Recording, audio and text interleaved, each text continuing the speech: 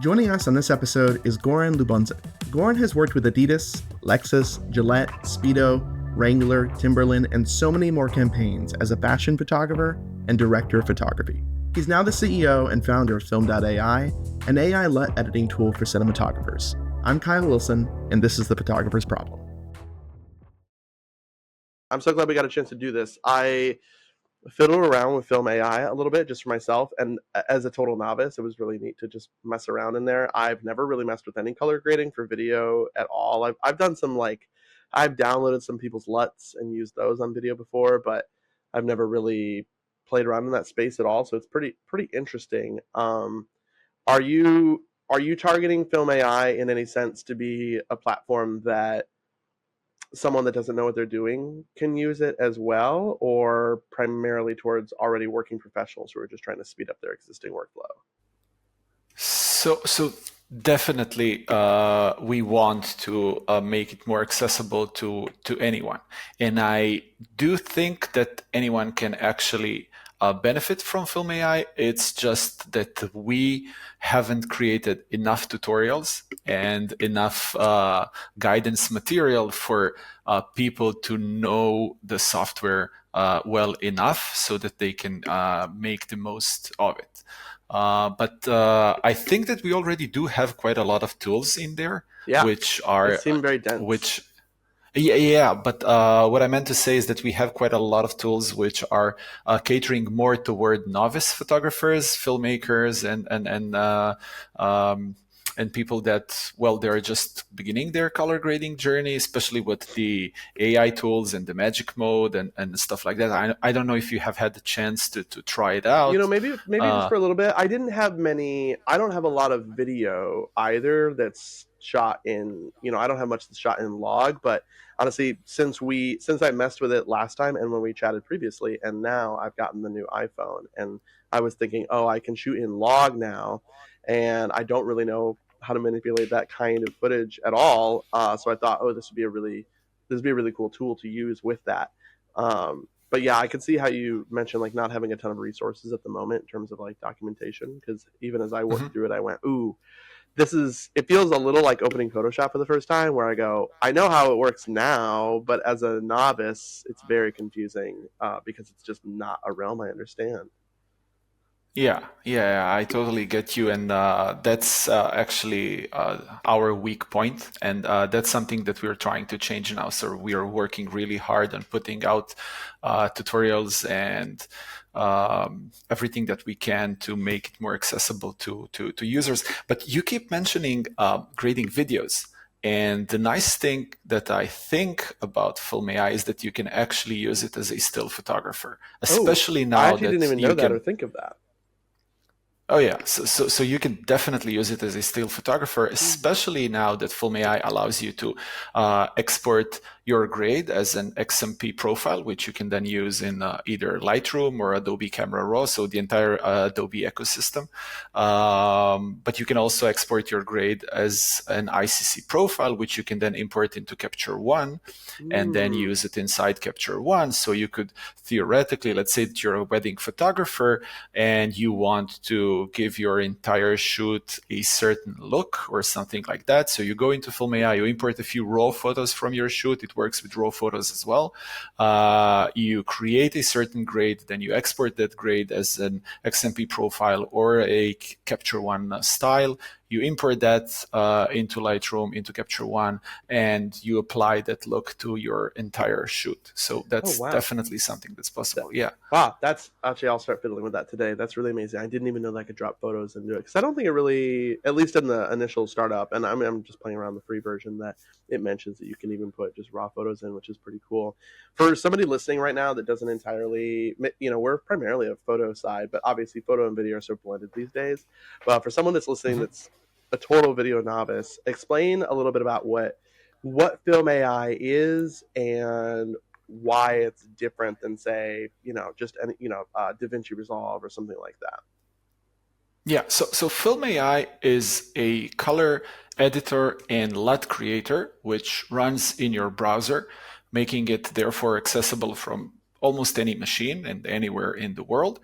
And it allows you to create film-like cinematic color grades very easily and then export them into whichever format that you might be working with in some other software. So if you're a filmmaker, you can export your grade as a LUT, and then you can import that LUT into your video software. If you're a still photographer, you can export that as a XMP profile or Capture One style. What makes Film AI different from, let's say, DaVinci Resolve is, well, the first obvious thing is that it's running in the browser. But I do think that it's much easier and less intimidating than DaVinci Resolve, which is, by the way, a superb software, right? I want to state it right away. DaVinci Resolve is a superb software. And it's top notch, and it's industry standard, and it's absolutely gorgeous software. The thing is, it can be a little bit intimidating for a novice filmmaker or a novice user, and the learning curve is quite steep. And we think that Film AI has a much lower learning curve. It's much simpler to use, and we also do have some tools which basically really allow you to create a color grade just by looking at things and selecting whatever looks best to your taste. And everybody can do that.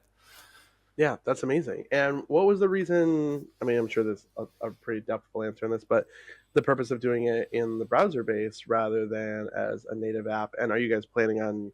Is that something down your pipeline where like we should have a native app, or are there just based on maybe what limitations exist in the browser or anything like that?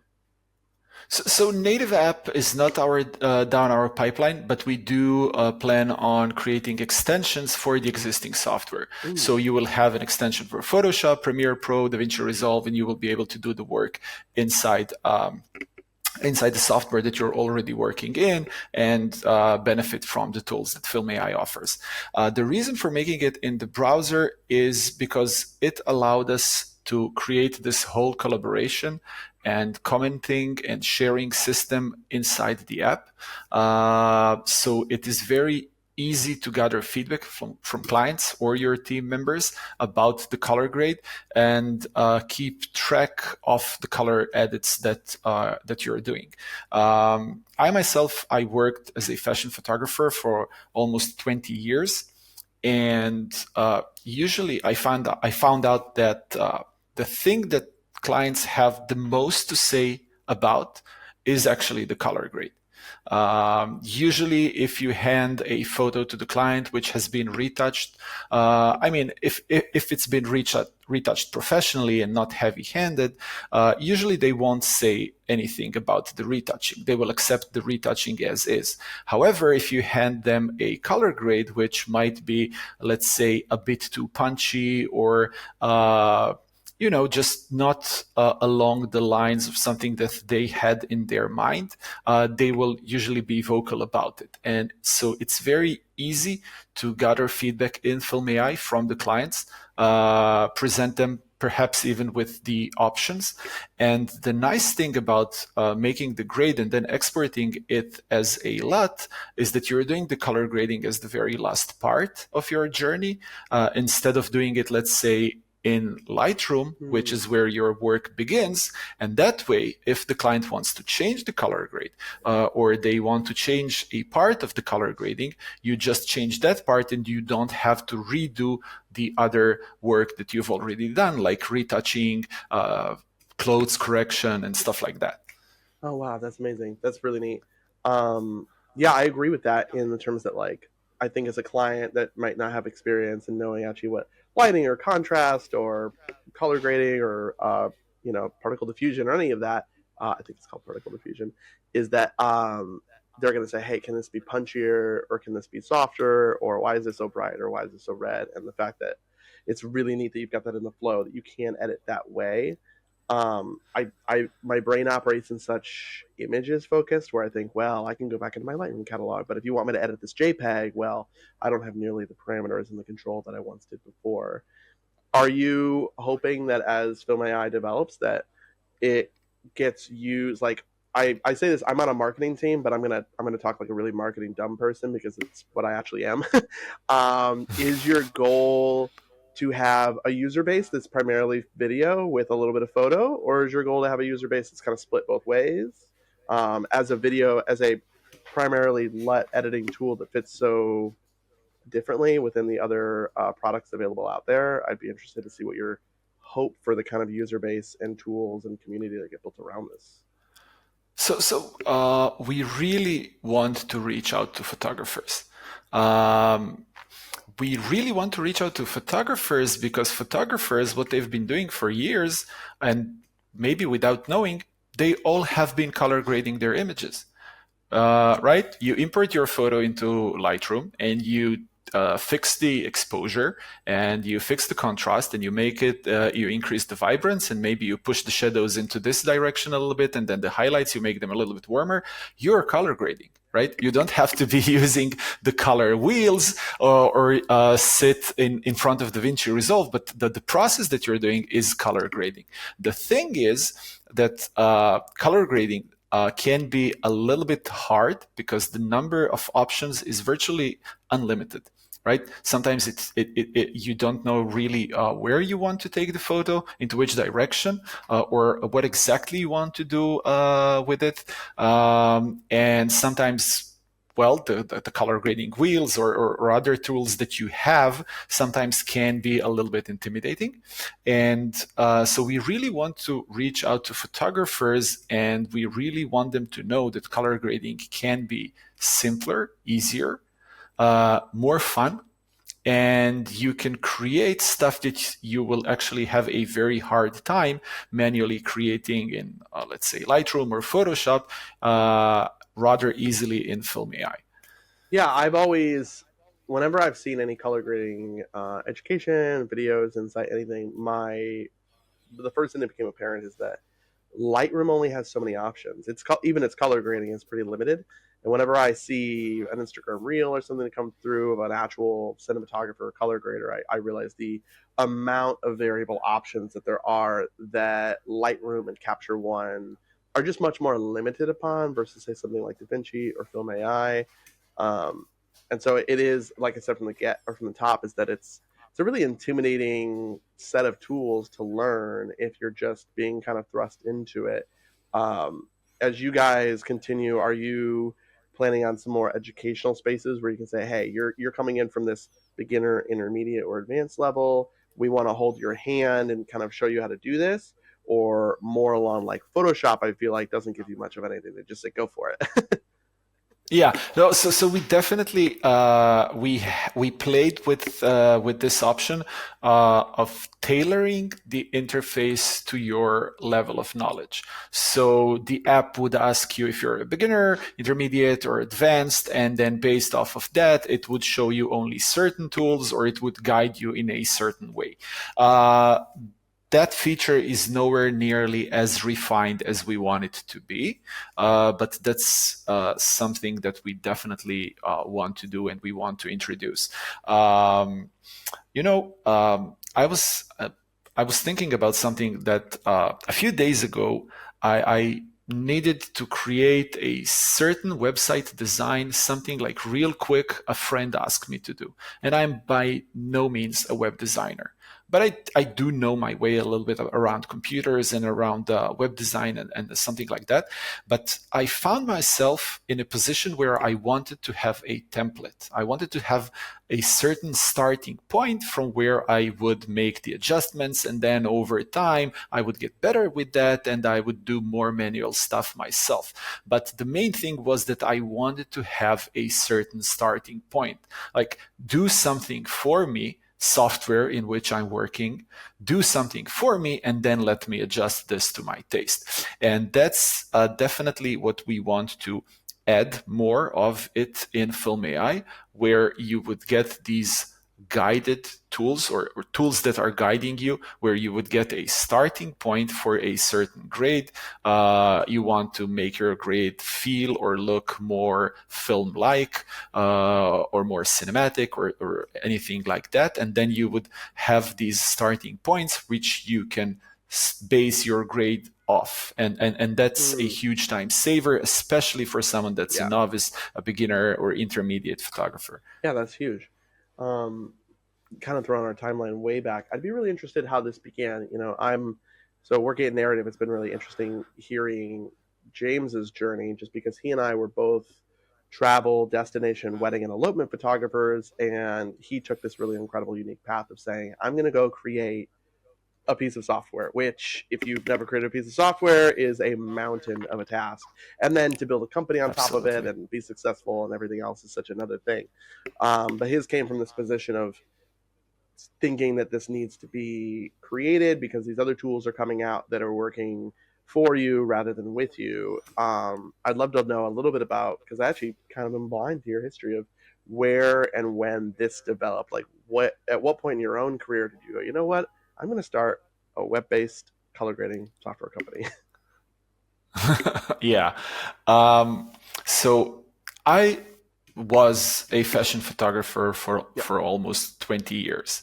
Um, at a certain point, I started making these workshops, master classes, lessons, and I would have quite a lot of students attending these classes. And as things go, you have quite a lot of dead time during these workshops because sometimes we're changing the lighting setup.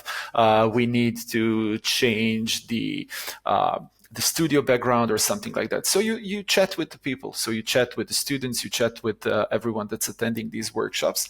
And these workshops were primarily based on lighting, how to light this, how to light that, how to recreate the lighting from that campaign and that campaign that I did. And so I was chatting with the people that were attending these workshops, and one of the questions that I was always asked was, how do you do your color grades? How do you do the color in your images? And that's when it struck me is that I could create a set of LUTs which I could sell to people who are interested in the way that I do color, and they could purchase this LUTs as packs. And that's how I came with the idea of Lutify Me.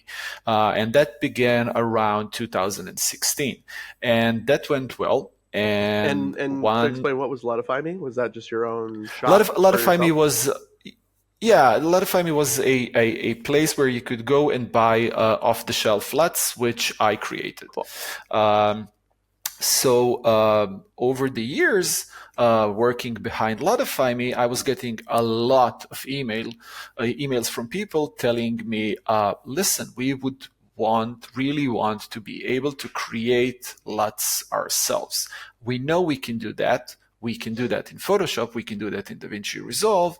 But we would really want to be able to take an existing LUT, adapt it, change it, or create LUTs from scratch. And we would really want this to be simple, or as simple as it can be. And that's how the idea for Film.ai came to be.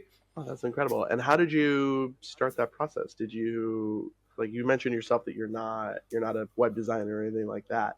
Was that a buddy of yours, a friend? I think about my previous business partner. We had so many crackpot ideas of, what if we did that and made this thing and made $1 million, Yeah. and we never did any of those things. Was this reaching out? Like, I would love to know the development process of how that kind of began, because I think going from a photographer to running a piece of software is such a leap of skills. Yeah, absolutely. So fortunately for me, Latify Me was a very successful product, and I was able to bootstrap the development of Film.ai using the funds from Latify Me. And I had to gather a team around me of talented developers and people that know their way around computers better than I do. Even though I myself am very knowledgeable in the aspects of the actual color grading and color science, because that's something that I've been doing for many Yeah. years and learning it quite deeply. And I do have some concepts about the way software should work on the architecture level, because I studied that in the past, but I never worked in that as a profession. But yeah, I bootstrapped the company with the funds from Latify Me, which I, by the way, developed myself from scratch, and was doing almost everything there for, I would say, 2 to 3 years. It's I amazing. was the lone person behind that. Um, and yeah, so That's incredible. that's how Film.ai happened. Yeah, that's incredible. Thank you. You've obviously had just a few. I mean, you're such a take charge of your own business kind of a person because you've had this really successful career. I love hearing people who had really long standing years and decades into one thing that they really mastered and then pivoted to another thing and then continued to do that so well. And I think it's a character trait of, I don't know, self-employed creatives. Like anything we can do to not have a boss and still make stuff. If you're Absolutely. not making stuff at Film AI, which obviously you are on the regular basis making things, what does that still look like in your own personal existence? How does your creativity still exist there outside of just the business that you run now?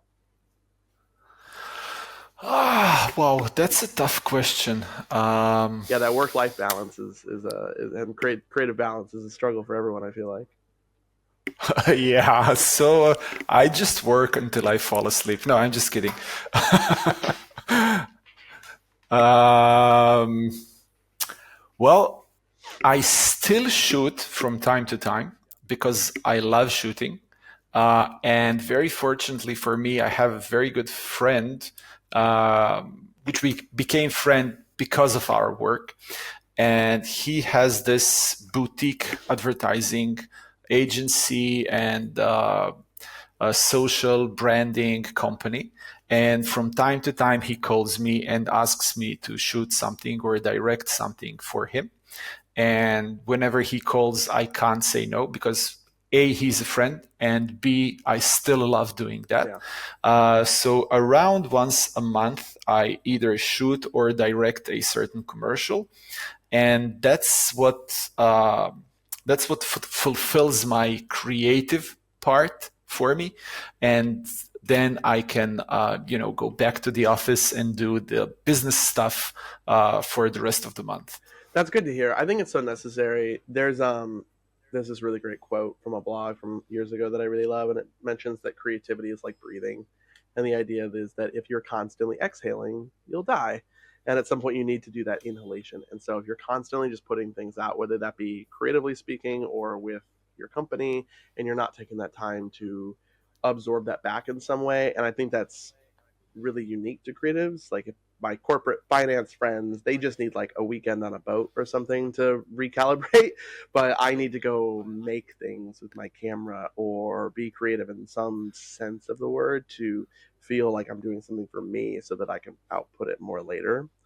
Um, with two kind of long-standing careers happen, I'd be really interested to know. I've got kind of a series of questions that I go through that are usually focused more on just photographers, but I think maybe yours might be a little bit more unique. Um, what in either career has been the proudest moment for you in this path that you've been taking?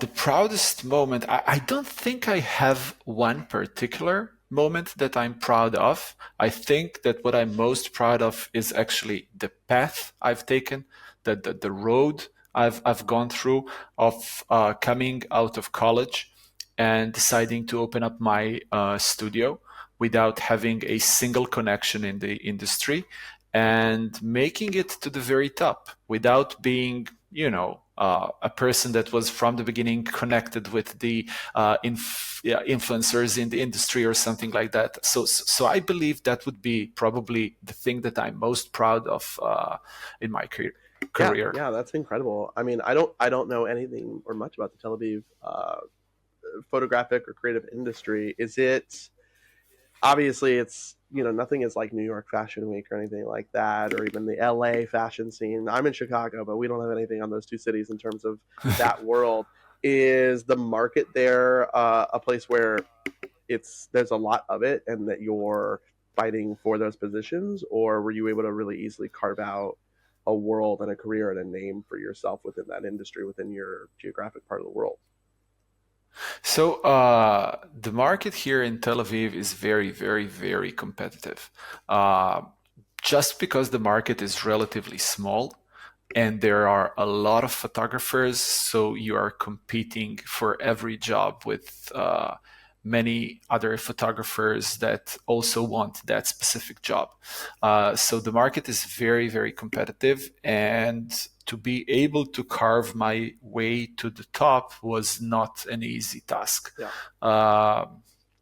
But yeah, I don't think that anything worth having in this life is easy. Yeah, you've got to fight for all or of it. comes easy. Yeah. Yeah. With all that being said and all the good things, what has been kind of one of your less great ideas, like things that have been a bad business decision that you're like, ooh, going back, I don't think I'd do that again. I think I'd probably do it a little differently. I think every business has that one big pitfall. We're like, maybe. Oh, yeah, absolutely. Maybe I shouldn't do that. I do have a lesson I learned the hard way. Those are the best. So I was relatively in the beginning of my career, relatively, right? So not in the beginning, but I just rose to the top, and I was doing this campaign for the biggest client here in the local market. And we were shooting this amazing talent, a world-known talent. She's amazing. She's top-notch. The company is the biggest one. That's the company that everyone wants to work with. And so that's the biggest job of the year. And so as every campaign, right, it begins with pre-production meeting and meeting with the advertising agency and meeting with the client and discussing the concepts, the art direction, location scouting, whatnot, everything. So we have had everything planned and sorted out. And I remember that during the pre-production meeting, when the client expressed what they want to do, I was sitting there and I told them, listen, guys, I don't really think that once we do this, you will actually like the result. I think it's a bit too far from what you've done in the past. I don't think it will be as accepted with your audience as you think it will be. I think it's a bit too much. And they were like, no, we're fine. We know what we're doing. We absolutely want that. We want it to be edgy. We want it to look that way. And so the day of the shoot came and we set everything up and we were shooting, we started shooting the campaign, and as always, I'm shooting tethered to the computer so that obviously I can see the result, but the client and the advertising agency, that everybody can see the result. And the first frame came up on the computer, and the talent that we were shooting, she's like, oh, I love this image. I love the way that you make me look. I love everything about it, and I'm, feeling really good about myself. And then in the corner of my eye, I see the client and I see the advertising agency, and I do see that they have, they have concerns about how this looks. And so I approached them and asked them what's going on. And they're like, maybe it's a bit too much. Maybe it's a bit too edgy for what we want. And I'm like in my head, well, I told you so. I told you this will be too much for you. And so now we have two options. We can either tone this down or we can continue doing what we're doing. So we decide that we want to tone this down. Now, the thing when you decide to tone something down, there is only a certain amount of how much you can tone something down without then completely changing it or completely making it something different. So let's just say, for example, that if we're shooting a model against this very red, deep background and she's wearing these leather black jackets, you have to have a certain punch in the lighting, right? Otherwise, the characteristics of the clothing, the colors of the image, they won't come out as they should, right? So you have to have a certain contrast. Now, if you light this in a flat, large lighting without contrast or something like that, it will lose the character. It won't be that thing that you plan to do. So we're toning this down. And it's starting to look, well, bland. I mean, it's not bad, but it's nothing. Getting a little more boring than it's nothing. Was. Yeah, absolutely. And And then the client is like, oh, we love it, we love it. And the advertising agency is, oh, we love it. And we continue shooting. And I have my, reservations about this. I don't like what I'm doing. I don't like what I'm doing. And at this stage, I have two options to either uh, raise my flag and tell them, listen, guys, this is not we planned. This is not the campaign that you want. Or I can shut up and continue shooting because the client is happy. The advertising agency is happy. And I mean, that's why you're being paid for, to make them happy. So I shut up and the campaign comes out and I don't like it at all. I mean, that's the biggest campaign. The first time that I'm doing this very large campaign with this amazing talent, and I don't like the result at all. So, like, I'm not really not proud of it. It's not that. It's just that I know it was much, much better in the beginning. So that's when I learned the lesson or the value of uh, that you need to stand up for yourself. You need to raise your voice and you need to stand behind what you're doing, because if you're not loving what you're doing, the result will not be 100%. I mean, that's the reason why we creatives do what we do. We wanted to be photographers because we love photography. That's why we're doing that. Not because being a photographer is cool or it will make you, I don't know, prettier.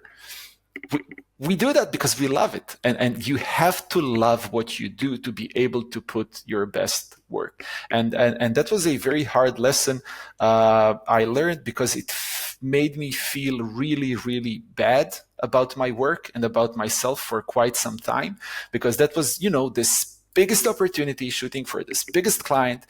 And you know how it goes. When you shoot for the biggest client, you always get phones then from smaller clients which want you to work with them because you shot for that Yeah. biggest client. And they see that Um, kind of work and think that that's the lane that you are working in and creating. You shoot what you show and you don't book, or you book what you show and you don't book what you don't show.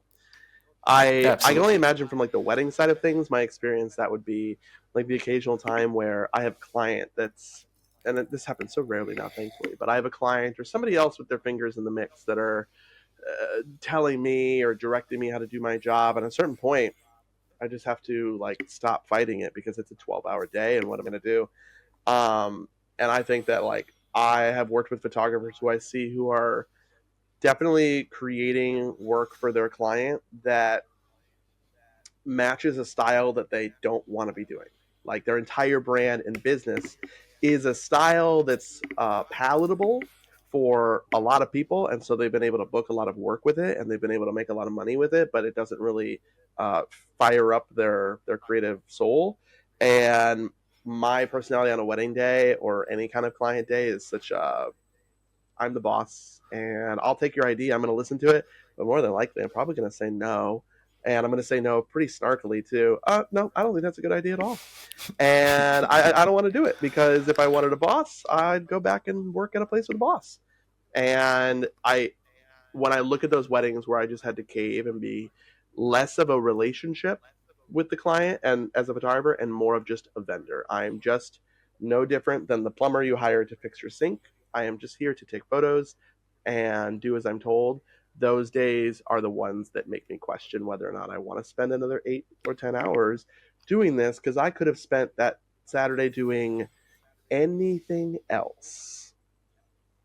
Yeah, So yeah, absolutely. those will give Absolutely. you a Uh, lesson for sure. uh, Yeah, but then you also are like questioning yourself and saying to yourself, "But I'm here to please the client. I mean, that's why they're paying me. So, am I just being a problematic person? Am I being a diva on set? Should I actually, be change my perspective on things?" So a lot of goes through your mind, and none of these thoughts is really helpful. Yeah.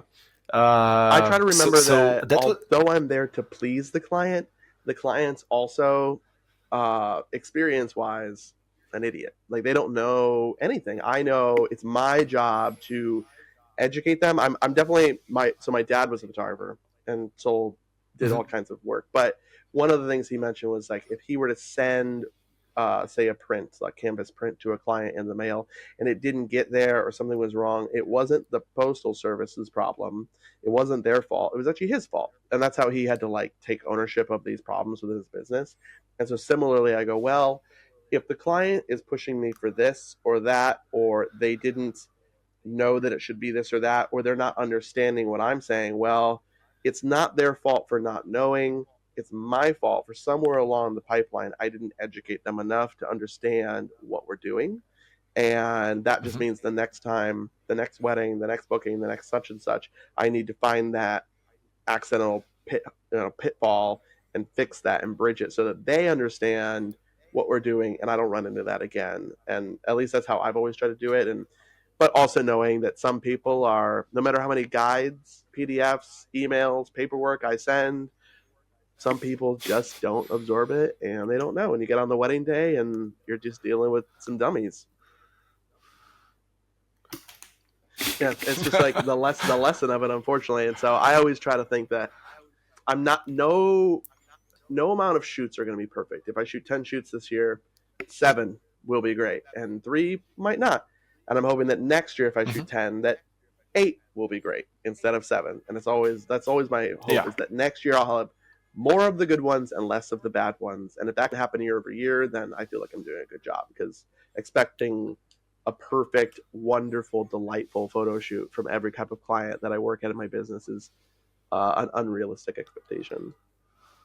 absolutely, absolutely. And in the advertising agency, in fashion photography, I mean, whatever you do is a teamwork. You're never working alone. So you have to get along with the people Yeah. that you're working with. And sometimes the client and you are just not in the same position.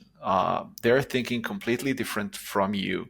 They see things completely different, and as a photographer, you should also know when to say no, like when to walk away from a job because this is not going to work. And that's absolutely fine. That's absolutely fine. There are other photographers that see the same way that they see, and they will be able to offer a better job for them, and they should definitely do it. And you should try to find the clients that you find it convenient to work with them. You see things in a similar way, and these will also be the better jobs for both of you. So both you and the client. Yeah, I know within so many shoots I've had to go, ooh, this client was a big red flag. They said a few things that jumped out and said, that's not going to line up with me, and I shouldn't book this. And then you see the paycheck, and you go, well, I'm really want money right now, and I call them desperation Yeah. bookings. And almost every single desperation booking I've ever had, I look back on and go, that meeting that normally lasts an hour and a half was only 15 minutes, and they just booked me right away. So we didn't connect, and I'm only doing this right now because I'm nervous that I'm not going to have enough money for the season. And so I take this, and every step along the way shows those red flags brighter and brighter and brighter. And that Yeah. that in Yeah. Yeah. itself Yeah. is definitely, I think, for any creative, a big learning experience of finding the ways to make sure you don't make bad decisions and make better ones. Um, Absolutely. what's been what's been throughout your multiple careers now one of the better decisions that you've made that you say, ooh, that really set you on the right path moving forward? So I think that one of the better decisions that I decided with myself was not to take every job that I'm offered. Yeah. So to be picky about my jobs. Now, it's a hard thing to say because when you're in the beginning of your career, you don't have that big of a choice between the Yeah. offers. You might be offered, one job offer a month or one in 2 months or something like that. So you don't really have a choice. But as soon as you start having a choice, you really should know which jobs to pick and which ones you should walk away. So yeah, I think that's a very important part of Yeah. being a I photographer. think learning to say no is huge, huge, huge, huge. Um, you're obviously, like you mentioned, you're still shooting like once a month for a campaign, which obviously you have your certain gear for that. But I'd be interested if you have a camera that you're kind of carrying on the regular, like what I don't dive too much into gear on this because I think gear is kind of a silly topic to Okay. go into. But I'd be interested if you have like a daily carry where you're like, hey, I'm a photographer still. I want to create. I want to make stuff. What camera is kind of on your hip most days? So I'm not carrying a camera with me. I have an old iPhone, and I don't shoot photos with it. Yeah, Um, if I ever go out to shoot something for myself, which is not a commissioned work, I will take an old Leica M4 film camera lovely. with a vintage Voigtlander 35 mil lens, and that's what I'll do. Apart from that, all cameras I've ever worked with were rentals, Oh wow. so I never really cared about what they were. I mean, I would, just hand a list to the producer, and the gear would be waiting for me there. And I never paid Hmm. attention to the gear in that way. It was just, another tool Yeah, that was I on could the set. imagine that on a shoot like that, it's less.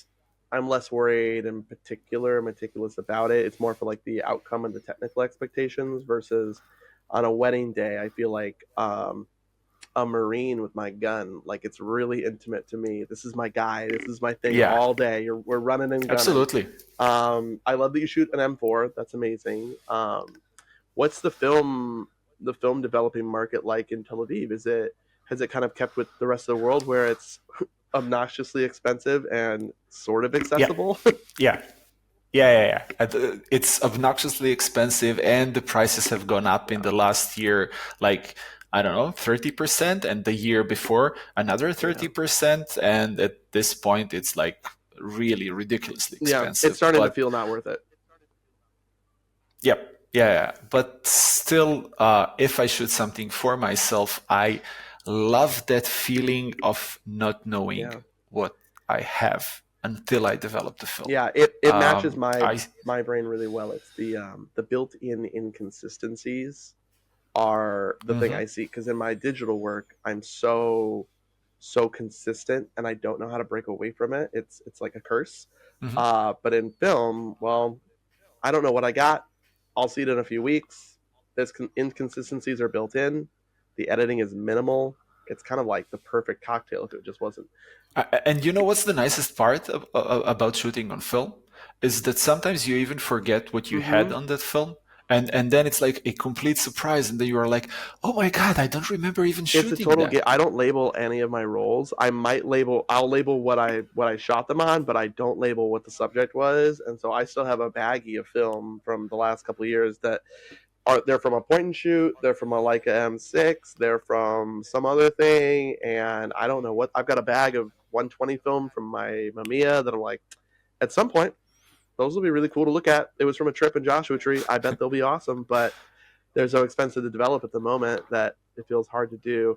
I was actually just debating purchasing. Like I had some extra money for the last kind of couple weddings of my career potentially coming through, and I went, I'm going to buy myself something silly, and I thought about maybe picking up a Leica MP or a Contax T3 or two or something like that, or an old Ricoh. And the thing that held me back was, well, it's just to buy that thing is only going to cost more money to keep buying film and developing it, and Yeah, that really hurts. absolutely. It's a bummer. I'm glad that it's coming back, but I'd like to see the inflation on it stop. Yeah. By the way, the Leica camera that I have has been given to me as a sort of a Oh, present. I lovely. mean, it was not really It's a a good present. present. I was teaching. Yeah, no, but it was not really a present because I was teaching a photography class at university here, and the head of the program told me, "Listen, we have a bunch of cameras that we are throwing away. Would you like to have a look at what we have there and possibly, just take it? Because we have absolutely no need for that." And I was like, "Yeah, sure, why not?" And so I went there, talked to the guy that was in the storage there, and he was like, "Yeah, you can take this." And he just put this Leica M4 on the Wow. table, and I was like, Are you sure? Yeah, hell yeah, I'm gonna take this. Yeah. I feel like I see those stories pop up on Reddit where someone will be at a thrift store and they find an M3 for $5, or some grandparent passes and they have 7 Mamiyas and Rolleiflexes laying around. I'm like, I don't. Where's that? Where are these places? Because I've had to buy all mine, Yep. and I have 4 Leicas, and it's there's no need for that whatsoever. But I've got them, and I Yep. like to be the guy that gets to say that I have them, because it brings a whole personality and attitude with it. But every single time I grab one to go shoot something, I feel so. I like purchasing things that take me away from my phone and whatever digital space I'm encompassed in, and feel like a mindful activity. Like, oh, the thing I'm doing in my hand right now is really enjoyable. And so what, maybe that's making a coffee a certain way or shooting a Leica a certain way. It just feels, and I know every Leica bro has explained the same thing, and it's totally not worth the cost that they are, but I'm going to keep justifying these purchases somehow. Oh, man. Yeah, absolutely. I mean, for me, that particular Leica has a sentimental value because of the Yeah. period when I got it, and also because when I began photography, film was everything that there was. The digital was nothing, and I was spending hours and hours in darkroom developing my own photos and developing my own film. So it really, whenever I hold that camera, it really brings back memories, Yeah. and that's why I dearly love it, even though I don't shoot that much with Yeah. it. But I just love it. I'd love to, at some point down the line, one day when I can justify it, I'd love to buy a like an MP new, or like, new used, and then that would be the one I have. I would get rid of my M6. I'd probably get rid of my Mini Lux. I'd go, this is mine. I'm going to have it forever. Every scratch and nick and break and ding and bronzing on it is from me. I really like that experience. I like to see, I have an M240 and all these little wear and tears on it. I go, I put those there. Like every time I picked it up, I wore it down a little bit. Yeah. And I like the idea of having something that I know without a fact, or know with a fact that I'll have forever. I have no, because it's an emotional attachment. It's mine. We're like tied at the hip.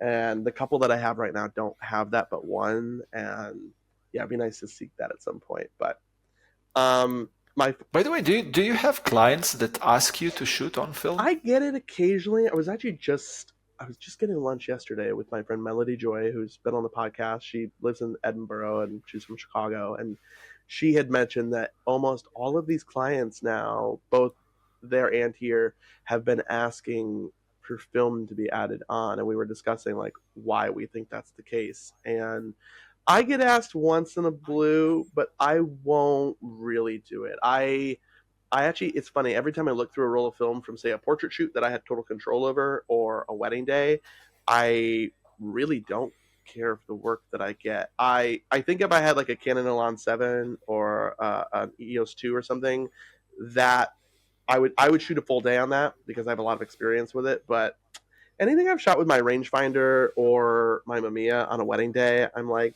this just doesn't feel like I should be charging for this. It doesn't feel like it's adding any value. Is that something Yeah. that's coming up in, like, whether it be fashion or weddings? Has that become like a client requested item? So yeah, I mean, there are clients that want you to shoot exclusively on film. These are the clients that are, they're hip. Yeah, They are the the coolest cool. guys in the town. Yeah. So yeah, there are these folks that want you to shoot exclusively on film, even though that when you try to explain to them that for most part it will be an inconvenience for them, you won't be able to see the result. You will, you'll be sitting in the dark until the film comes back from development, and knowing you, that's not something that you want, but they want film. So there are these clients.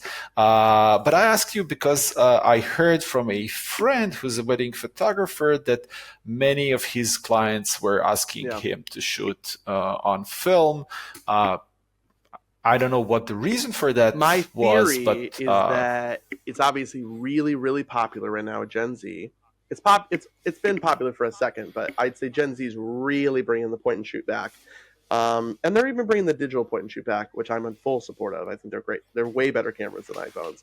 But I think that you see a generation of people that are bringing that back, and then that same generation of people are getting married or the little older than that, and they've gotten those cameras and point and shoots, and they haven't been able to achieve the really cool looks they've seen online. And so my theory is, if I'm a non-creative and I see a lot of people with point and shoots or cool film photos, but I'm not able to achieve it while I'm getting married and I'm hiring a professional photographer, this seems like a great excuse to get that vibe and look and feeling from a pro, assuming it'll be much Mm-hmm. better than anything I could do. That's Yeah, my kind of gut reaction theory. I have no backing for it other than just my own internal self thinking. Maybe that's how clients are thinking, but I've been asked for it for years, and I occasionally have thrown it in. But yeah, it's not. I think if I were, I'm only shooting a few weddings a year now. I used to be doing 30 and 40. So if I was still doing 30 and 40, I'd probably be incorporating it right now, just to keep with the trends and keep myself marketable. I think it would be silly not to. It would be kind of like being video and or being photo and not including video in your world. Like that's unfortunately they have to be one and the absolutely. same right now. And I'm glad I don't have to do that. I don't like video. I don't do it. I don't mess with it. I'm glad I don't have to mess with that. But 5 years ago, I would have added it in if it was the case now. By the way, in my wedding, I didn't have a wedding Hmm. photographer. Um, so I was a photographer when I got married, and I had friends come to my wedding, which were photographers, and I had like 50 photographers at my wedding, which were my Yeah. friends. So I was like, why do I need a Yeah. photographer? What I'm going to do is I'm going to put 50 or so disposable cameras around the venue on tables and wherever. Everyone can pick a camera, shoot whatever they want. I will take all these films in the end and just develop it, and I have my wedding And picture. they're And probably that's so what we much more did. genuine and exciting and organic Absolutely. than any Absolutely. of the posed, hyper Absolutely. manipulated photos from the day. Absolutely, because these were the photos that my friends were actually Yeah. taking. The fact that they were photographers, that was just a bonus. But these were like really authentic, Yeah. genuine reactions, and I love these Yeah, and photos. it has the built-in inconsistencies like we talked about. And you don't know what you're going to get, even on a wedding Absolutely. day if you have your photographer shooting stuff, you kind of have an idea what you're going to get, but 50 cameras in a room, total chaos, who knows. So I bet it was a really cool surprise Yeah, to go through each one of these and see what was achieved. absolutely, absolutely. I had no idea if what I would Yeah. find there. My final question for you is, what's your problem? What are you working on right now? What are you trying to navigate? What's going on that you're trying to fix or figure out? What's my problem? Only one. Yeah, you only get to pick one. We've all got many, but you get to pick one on this No. podcast. Come on, one problem. So, someone told me once, if I only had one problem, my situation would be amazing. So I have many problems. I think that the biggest thing or the biggest problem that I'm trying to solve right now is that I really want to. It's a big word, but for the lack of a better word, democratize color grading. I really want to make it more accessible with Film AI. I want photographers to be able to grade their images better, more easily. Um, and that's really what I'm trying to do lately. And we have a lot of development going on to make Film AI easier, better, and more accessible. With we just recently launched version 2.0, and version 2.1 is coming soon, and it will have a very nice feature which I think will again make the color grading a bit more accessible, a bit easier, and that's the general direction or the general thing that I'm trying to tackle these days. Make color grading accessible for photographers and much, much easier. As a complete color grading novice, I 100% agree because I'm on the side of the coin that would be receiving that accessibility. And it is something that whenever I see it well done, obviously we're all inspired by cinema. Every photographer will tell you that. But when I see it well done in both photo and movies, especially when I see it done from, wedding photographers are fine. That's batch work. Arguably, they're only going to get so good, but fashion work or commercial work or these really small, like, hey, we're getting 10 images from this photo shoot. Um, that's when I see it really stand out. And I'm always a little jealous. And I go, I don't know how to do that. I don't know how to get that accomplished in Lightroom, mostly because I don't think Lightroom is capable of it. I think that its tools are limited. Um, and that there's another way to do this. And I've just never sat down to dive into it for something that wouldn't pay me. It's just an experiment. And to have that more accessible from my side of the creative industry would be amazing. I just think it would be really beneficial to a lot of my creative practice. So, Yeah, I absolutely agree with you. And I've been hearing that from many our customers.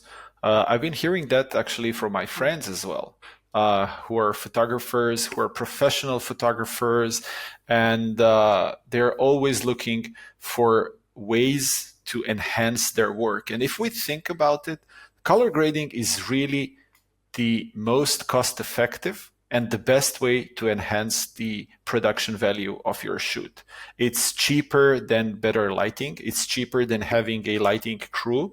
It's cheaper than a newer, better, faster camera. And it really, really can make a difference, a huge difference on your work. and like you said, it's the most So yeah, visually apparent thing that people, with an eye or without an absolutely. eye, grab onto. Anybody Absolutely. who's in or out of a creative industry can look at something and go, I think that should be brighter or more saturated. It's not quote unquote doing it for me. And color is going to be the number one contributing factor to all of Yeah, that. Yeah. absolutely.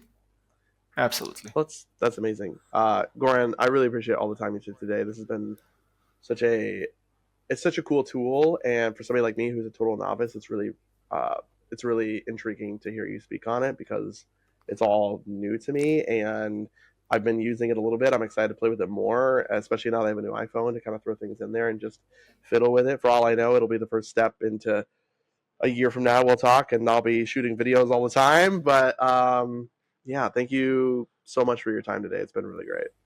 Thank you for having me. This was a huge fun. Really.